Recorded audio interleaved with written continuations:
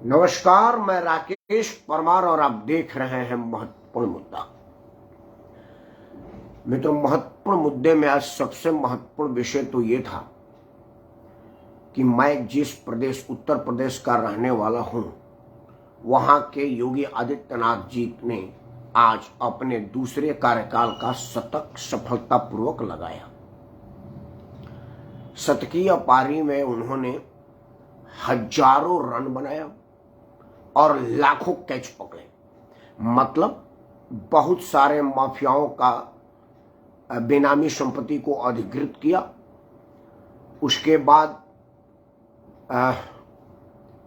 कई माफियाओं को जेल में डाला और कई गुंडों का इनकाउंटर हुआ।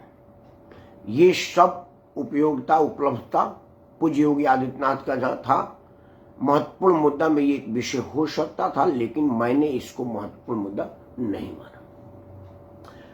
उससे भी ज्यादा महत्वपूर्ण बल्कि खतरनाक मुद्दा था। मैं तो कहूंगा कि ये तो फर्स्ट प्रायोरिटी वाला मामला था। इसको तो महत्वपूर्ण नहीं, सुपर से ऊपर महत्वपूर्ण का दर्जा देना चाहिए। वो नुपुर शर्मा के समर्थन मात्र से या उसके फेसबुक पोस्ट को लाइक या शेयर कर देने मात्र से गला काट देने की जो अनैतिक कार्य हुआ, उसका विस्तृत विवरण आ गया है कि किस तरह से तत्कालिक महाराष्ट्र सरकार जो उद्धव ठाकरे के नेतृत्व में चल रही थी, जिसका गृह मंत्रालय शरद पवार के जिम्मे था और बाकी का सारा समर्थन संभाल बैसाखी कांग्रेस के जिम्मे था, इन लोगों ने कैसे एक जानबूझ करके हत्या के प्रयास को डकैती और लूटपाट का केस बना दिया। महत्वपूर्ण ये था कि अब देश में और कितने ऐसे केस हैं जो लूटपाट और डकैती के नाम पर दर्ज है और असल में वो कुछ और है। आदरणीय प्रेम नारायण द्विवेदी जी को सादर प्रणाम। महत्वपूर्ण ये है कि अब और कितने ऐसे चोरी बलात्कारी और नाम पर दर्ज मुकदमे हैं जो असल में कुछ और है। क्योंकि अगर कुछ दिनों के अंदर वहां का निजाम नहीं बदलता तो हम तो यही जानते हैं कि भाई एक चोर आए चोरी करने के लिए और दुकानदार ने उसका विरोध किया और उसकी हत्या कर दिया। ऐसा होता है, चोर चोरी करने आता है तो हम लोगों के घरों में हमारे माता पिता समझाते थे कि सबसे पहले जब चोर का आहट का दस्तक तो सबसे पहले अपना असलहा अपने हाथ में ले लो और असलहा लेकर के सबसे पहले ध्यान रखना कि तुम उसी आदमी पर आक्रमण प्रतिशोध कर रहे हो। कहीं ऐसा ना हो कि अपना परिवार का लोग दूसरे तरफ से बैकअप आपको दे रहे हो और आप उसी को मार दो। वो छूट जाए चलेगा, अपने ना मारे जाए। तो हमारे को समझाया गया है कि भाई रात के अंधेरे में जब भी आप कुछ ओपन लॉन वाले में रहते हो, जैसे हमारा घर तो बाहर से बंद हो जाने पर कहीं से आने जाने का कोई मतलब नहीं है, लेकिन अगर ऐसा हो जहाँ आंगन है जहां से दीवार फांद के अंदर आने जाने का है तो हमको बताया गया कि भाई जब आप कूप अंधेरे में रात में पेशाब करना है तो हाथ में असलहा लेकर के बाहर निकले। पहले पूरी इत्मीनान कर ले कि आपके दरवाजे पर कोई है नहीं। ये पहले से है तो ये लोगों को लगा कि शायद ये ऐसी बात होगी, लेकिन भला हो महाराष्ट्र के एकनाथ शिंदे का, जिन्होंने उस अनैतिक सरकार का तख्ता पलट किया और एक बड़ा विभत्स सच्चाई से लोगों को अवगत होना पड़ा। अब उसका कन्वर्सेशन का वीडियो आ गया, वो सीसीटीवी फुटेज आ गया। अब तत्कालिक सरकार उस वक्त की ये नहीं कह सकती कि ये बीजेपी और आरएसएस का मनगढ़ंत कहानी है, क्योंकि वो सारे के सारे वीडियो एविडेंस अब सामने आ गए हैं। वो ऑडियो वीडियो जो कन्वर्सेशन है उसको माफी मांगने की ताकीद की जा रही है, उसको वीडियो बनाकर डालने की जा रही है, उसको जान से मारने का कहा जा रहा है, वो सब आ गया है। और इससे ये जरूर स्पष्ट होता है कि अगर महाराष्ट्र की सरकार एक्शन ले लेती तो ये उदयपुर वाला घटना नहीं होता, क्योंकि उन लोगों ने एक बात और बताया है कि जब महाराष्ट्र सरकार ने हमारा समर्थन किया और इस केस को हाईलाइट नहीं होने दिया तो हमें अपने मकसद में कामयाबी होती प्रतीत नहीं हुई। क्योंकि मेरा मतलब एक दवा व्यापारी को मारना नहीं था, मेरा मतलब देश में दहशत फैलाना था कि अगर हमारे किसी भी बात का विरोध करोगे तो गला रेते जाओगे। और इसी बात का हम प्रचार प्रसार कर रहे थे। भारतीय जनता पार्टी के अलावा बाकी जो राजनीतिक पार्टियां हैं वो हमको अपना वोट बैंक समझती हैं। इस वजह से उन्होंने हमारे अनैतिक काम का भी समर्थन किया, प्रश्रय दिया और इस महापाप को उजागर नहीं होने दिया, जो असल में मेरा मकसद था कि ये उजागर हो और लोगों में दहशत हो। क्योंकि आखिर 100 करोड़ हिंदुस्तानियों को तो मार नहीं सकते हैं। उनका मतलब था कि 2 4 10 20 लोगों को मार करके इतनी दहशत पैदा कर दिया है कि कोई आदमी विरोध करने का सोच ही ना पावे, नूपुर शर्मा और ऐसे कोई भविष्य में आने वाले बयानों पर कोई बात ना हो। मेरा मामला आज इसी से रिलेट है कि जितने लोगों ने नूपुर शर्मा के नाम पर बवाल काटा है, आज तक काट रहे हैं। मैं भी कई चैनलों पर जाता हूं और चैनलों पर बड़ा आश्चर्य मुझे होता है कि एक बार मुसलमान तो इस बात से शुरुआत करता है कि देखिए उदयपुर की घटना हो या अमरावती का घटना हो, हम उसका खंडन करते हैं, उसका निषेध करते हैं, इस्लाम में ये नहीं है और वो लोग इस्लाम से खारिज हैं। लेकिन अगर वो मुसलमान नहीं है, हिंदू है और मोदी विरोधी राजनीतिक दल का है, तो वो ये कहता है कि वो घटना ही नहीं होती अगर नूपुर शर्मा नहीं कहती तो। मतलब वो घटने का बिल्कुल उसी तरह से जस्टिफाई कर रहा है जैसे सुप्रीम कोर्ट के सुप्रीम जज ने ये कहा है कि उसके हत्या का जिम्मेदार नूपुर शर्मा है।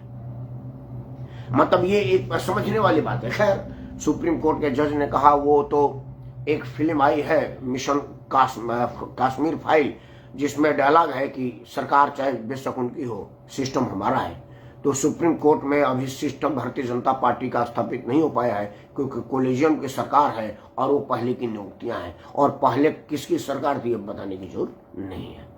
खैर मित्रों, आज जो मेरा मुद्दा है कि जो लोग नूपुर शर्मा पर बवाल काट रहे थे वो पूज्य माँ काली पर मुंह में दही जमा करके नपुंसक की तरह से क्यों चुपचाप बैठे हैं, नामर्दी क्यों दिखा रहे हैं, और उस हरामजादी को क्यों नहीं उतना बुरा भला कहते हैं जितना नूपुर शर्मा को कहा। मतलब क्या है, आपको मजा आ रहा है कि हमारे पूज्य माँ काली का अपमान हो रहा है, उनका अश्लील चित्रण किया जा रहा है। इसके पहले के भी एक वो हरामी कमीना कुत्ता सुअर का औलाद हमारे देवी देवताओं का नग्न तस्वीर बनाया था, उसको कहा गया था कि बताइए फ्रीडम आर्टिस्टेशन, एक कलाकारी पर आप एक आदमी को का विरोध कर रहे हैं, देश कहाँ जा रहा है। मतलब एक आदमी के वक्तव्य का समर्थन कर देने में गला काट रहे हैं, देश कहीं नहीं जा रहा है, और एक कमीने आदमी के कमीनपन का विरोध करने पर हमारा देश कहाँ जा रहा है। इस तरह की दोगली सोच क्या कोई विशेष रासायनिक पदार्थ चाटने के बाद आता है, या आप लोग कमीने पैदाइशी कुकर्मी और हरामी है जिसमें इस तरह की सोच डेवलप होती है। ये बात सोचने और समझने वाली है। मित्रों, एक बात मैं जरूर आपसे हाथ जोड़ के प्रार्थना करूंगा कि ये जो फिल्म काली आई है इसका विरोध ना करें, इसको बैन करें, क्योंकि उनका मकसद यही होता है। आप इस साजिश को समझिए। आपको बहुत दूर न ले जाता हूं, मैं पद्मावत फिल्म के घटना की तरफ ले जाता हूं, क्योंकि वो मामला क्षत्रिय प्राइड से था और मैं क्षत्रिय कुल में जन्मा हूं, इसलिए मैं उस मामले को बड़ा दूर तक ले गया था, प्रदर्शन में गया था, कोर्ट में केस किया था, और वो जो पिक्चर की रिलीजिंग से पहले एक शो रखी गई थी, मैं उस शो में भी था। उसकी मैं पूरी कहानी जानता हूं। हुआ क्या कि वो फिल्म के निर्माता निर्देशकों ने कुछ लोगों को पैसा देकर के खरीदा ये कहने के लिए कि आप पद्मावत का विरोध करें कि उसमें राजपूती चित्रण को गलत तरीके से चित्रित किया गया है और ये पिक्चर क्षत्रिय समाज के विरुद्ध है। और उसके बाद क्षत्रिय नाम पर अरणी सेना, करणी सेना, क्षत्रिय महासेना आएगी और मुझे मुफ्त में पिक्चर का प्रचार मिल जाएगा। उसके बदले में जो प्रचार में करोड़ों और रुपया खर्च होता वो मैं कुछ आपको दे दूंगा, क्योंकि आप तो जूठन चाटने के लिए बने, कुछ छीटा डाल दूंगा जैसे कुत्तों के सामने फेंक दिया जाता है। और निर्माता निर्देशकों ने बिल्कुल कुत्ते के सामने बोटी फेंकने जैसी कुछ हमारे ही लोगों के सामने फेंका और पिक्चर का इतना प्रचार हुआ कि वो सैकड़ों करोड़ का बिजनेस किया। और अंत में पिक्चर रिलीज हुआ और उसमें संवाद लगाया कि सर कलम हो जाए तब भी लड़े वो राजपूत, आन बान शान, वो बड़ा बढ़िया डायलॉग था। राजपूतों का बिल्कुल गुणगान किया और एक तरह से इस्लाम का मजम्मत किया गया है। पिक्चर देखने के बाद लोगों ने कहा यार ठीक है, क्योंकि भूमिका ये बनाई गई कि ये पिक्चर राजपूतों के विरुद्ध है, क्षत्रियों के विरुद्ध है, सत्य सनातन के विरुद्ध है, और उसका मुफ्त में प्रचार हो गया। क्योंकि एक बार चैनल पर 10 सेकंड का विज्ञापन आने का 30 लाख 40 लाख रुपया लगता है, और समझने को कितना रुपया आता, क्योंकि उसके बाद महीनों दिन तक वही चला पद्मावत पद्मावत पद्मावत। मतलब मैं समझ रहा हूं कि 10-15 हजार रुपये का तो मैं अपना पेट्रोल फूंक दिया होऊंगा। यहां से वहां तक जाने में मैं जयपुर गया, मैं राजस्थान गया, मैं मेवाड़ गया, मैं दिल्ली में ही मेरे ख्याल ऐसा कोई जगह नहीं रहता जहां के मैं प्रदर्शनों में और उसमें नहीं गया। मतलब मेरा 10-20 हजार से ऊपर का पेट्रोल दिल्ली में फूक गया होगा, अंदाज करो, मैंने काउंट नहीं किया, हो सकता है कम का हो सकता है ज्यादा का। मैंने अपना पैसा फूक करके पद्मावत का प्रचार किया और पद्मावत का मालिक पैसा कमा करके मालामाल हुआ और हम ठगे हुए महसूस हुए। आपको याद होगा एक पिक्चर आई थी वाटर पिच, बनारस में रह रही विधवाओं के जीवन को जितनी बुरी तरह से चित्रित किया गया था वो तो धिक्करणीय था ही। उससे भी बड़ा धिक्करणीय था कि वो जो विधवाओं का नाम रखा गया था वो हमारे पूज्य देवी देवताओं का नाम था, सीता, मीरा, गीता, राधा।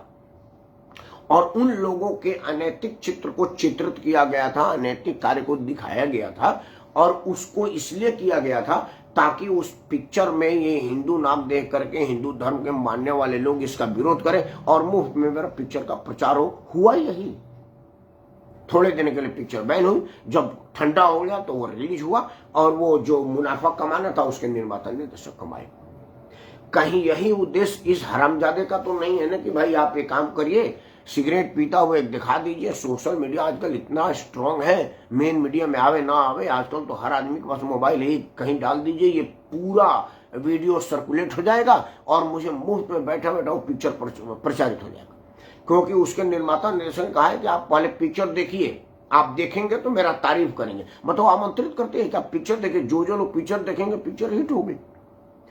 मैं आपसे हाथ जोड़ के प्रार्थना करता हूं कि आप इस तरह के किसी भी पिक्चर का विरोध करिए, मत देखने जाए कि उसमें चित्रण सही में किया है या गलत किया है। मां बिल्कुल आपका इससे मतलब नहीं होना चाहिए। आप उसको भूल जाइए कि वो क्या कर, आप वहां जाइए ही नहीं।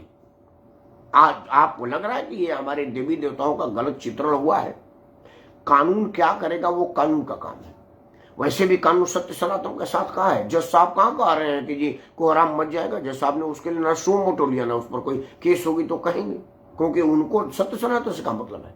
वो तो जिहादी गिंग के लोग हैं और जिहाद को पनपने और जिहाद का समर्थन करने के लिए बैठे हुए अदालतों में कॉलेजियन सिस्टम के साथ भर्ती होकर के। मैं विनम्रता से क्षमा चाहते हुए विद्वान न्यायाधीशों, ईमानदार न्यायाधीशों और सत्य परख न्यायाधीशों से क्षमा मांगते हुए बात। लेकिन अगर आप उस खेल में फंस जाएंगे, ये देखने जाएंगे कि यार ये देखो सही में माता काली का चित्रण गलत है, ये सही है, अगर ये आप देखने जाएंगे तो फिर उसका मनोकामना पूर्ण हुआ। आप अपना पैसा खर्चा करके उसका प्रचार करेंगे, फिर वो मनोबल बढ़ेगा, इसके बाद बात करेंगे। क्योंकि इसके पहले भी उसने कई बार इस तरह के विवादित पोस्ट डाले हैं, विवादित डॉक्यूमेंट्री बनाए हैं और इसी तरह का विवाद खड़ा करके उसने मुफ्त में प्रचार पाया है। उसका तरीका ही बन गया है कि पिक्चर बनाओ, विज्ञापन में पैसा खर्चा करने की जरूरत नहीं हो तो हम जैसे लोग ही विज्ञापन कर देंगे।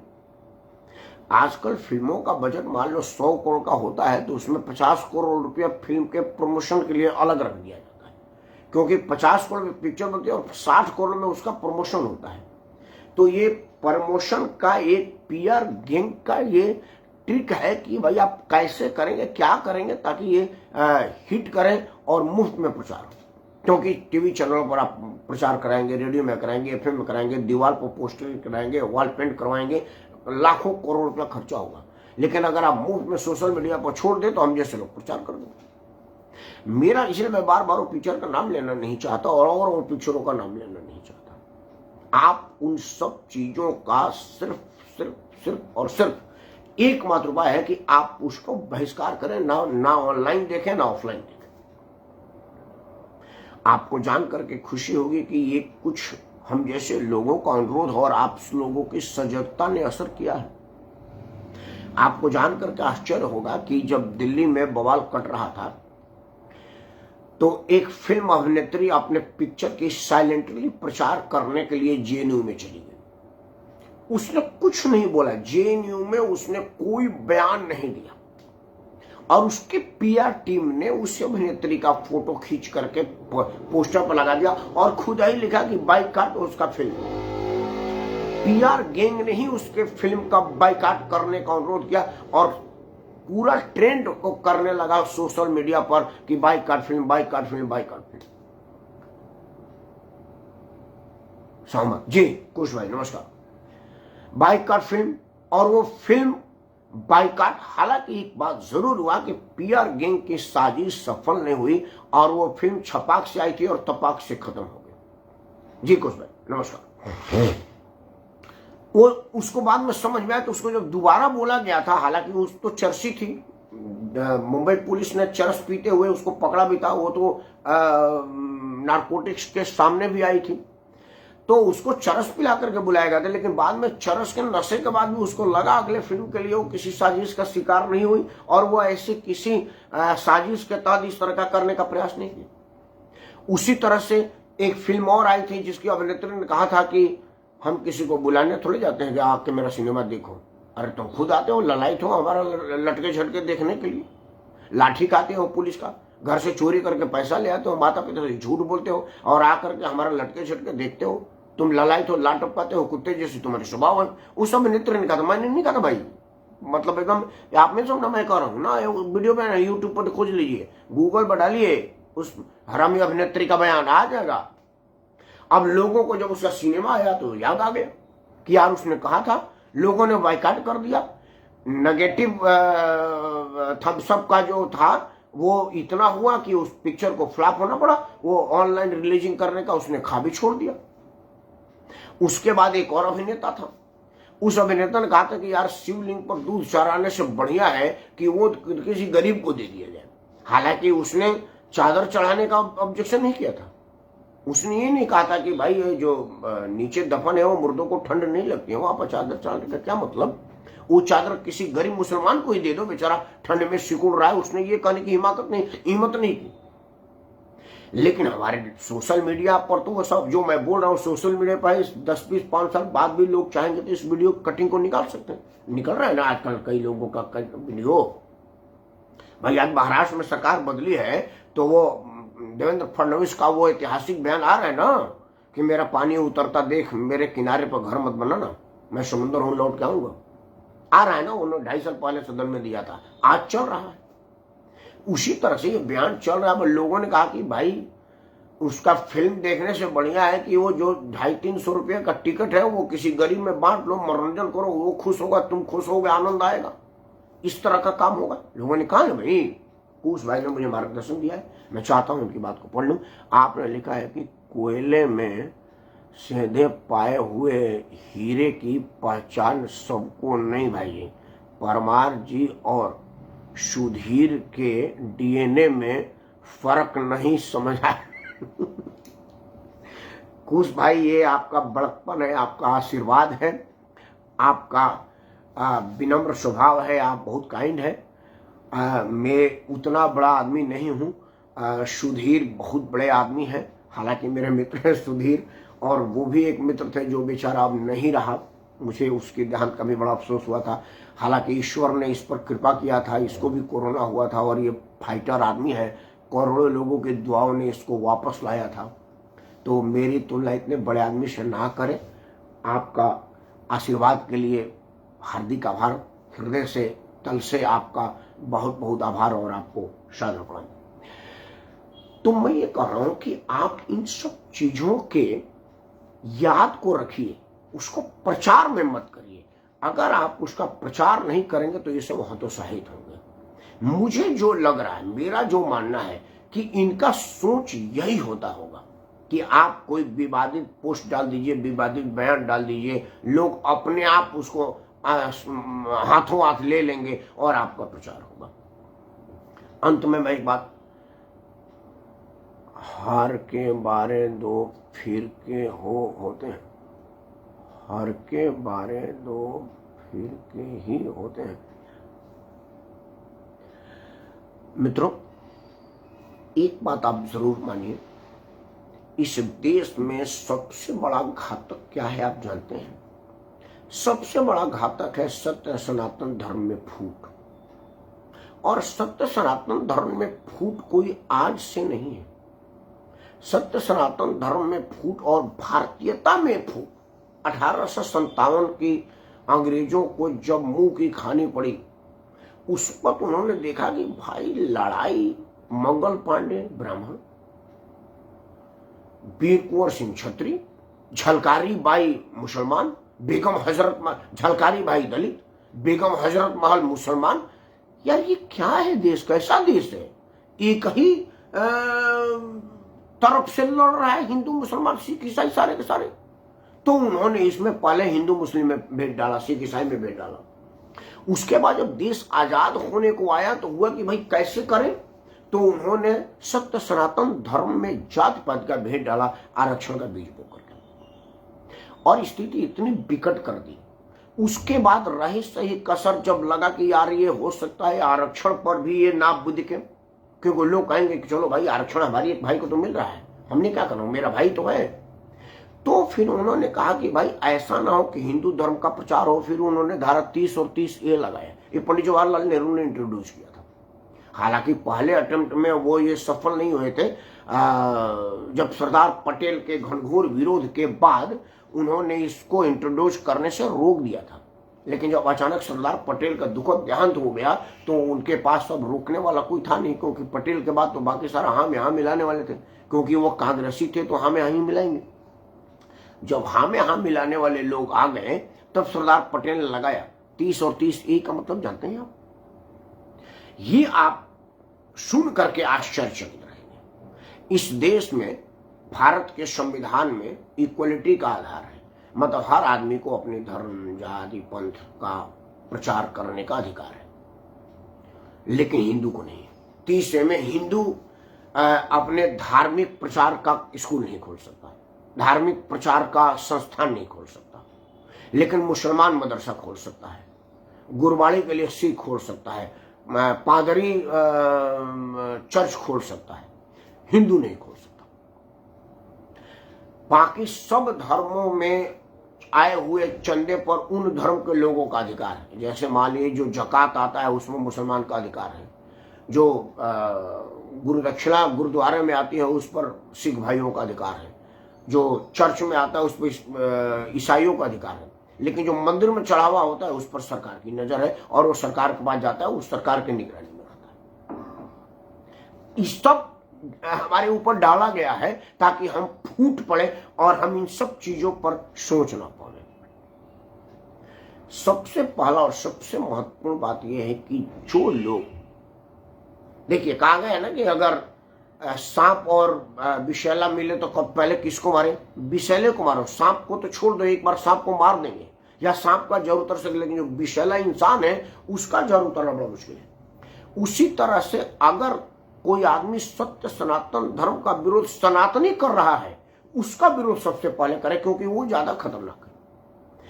हालांकि विरोध तो किसी को नहीं करना चाहिए, हमारे सत्य सनातन धर्म का अनादर करने का अधिकार किसी को नहीं है, लेकिन एक बार के लिए आप गैर सनातनी को माफ कर सकते हैं, भुला सकते हैं, इग्नोर कर सकते हैं। अगर कोई मुसलमान हमारे देवी देवता को अपमानित कर रहा है तो शायद 1% आपको इग्नोर कर दें, कोई सिख कर रहा है, कोई ईसाई कर रहा है, कोई और कर रहा है।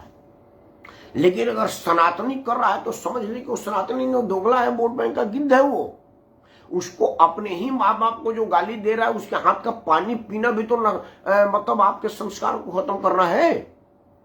जो आदमी अपने माँ को गाली दे रहा है, अपने दादा दादी परदादा अपने कुनवे को गाली दे रहा है, उसका हाथ का पानी, उसके शरीर का साया आपके शरीर पर पड़ेगा, आपका समूह नष्ट हो जाएगा, आपका संस्कार नष्ट हो जाएगा। मेरी माँ कहती थी कि संस्कार विहीन इंसान के संसर्ग में आना भी खुद को संस्कार विहीनता के तरफ ले जाना होता है। ताड़ी के दुकान में बैठ करके दूध भी पियोगे तो लोग कहेंगे कि ताड़ी पी रहा है। दारू खाने पे अगर आप लेमन जूस पियेंगे तो कहेंगे कि वो ये नया वाला ब्रांड कोई लग रहा है।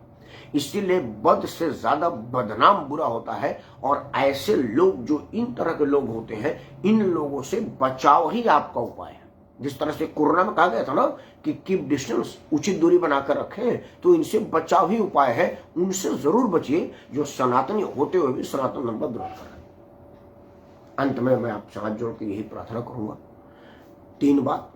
पहली बात कि इस तरह की कोई विवादित पोस्ट हो, उनका मंशा समझिए, वो प्रचार चाहते हैं उसको अवॉइड करें। ऐसे फिल्में, सीरियल, ऐसे वेब सीरीज, ऐसे कुछ भी देख के मत अंदाज लगाए कि देख लूंगी है नहीं, आप उसको बिल्कुल फॉरगेट दें, भूल जाइए उसे। वो चाहता है कि आप भूले ना, आप देखें। और सबसे महत्वपूर्ण, सत्य सनातन धर्म का अपमान करने वाला गैर सनातनी को तो इग्नोर करे चल सकता है, लेकिन सनातन धर्म वाले का पूर्ण बहिष्कार करें, क्योंकि वो संस्कार विहीन लोग होते हैं। उनके साथ आप रहेंगे तो आपका भी संस्कार विहीन हो जाएगा। न हिंदू राष्ट्र, न खालिस्तान, अखंड रहे हिंदुस्तान की सोच का मैं राकेश परमार आप सबको सादर प्रणाम करता हूँ। जय हिंद, वंदे मातरम, भारत माता की जय।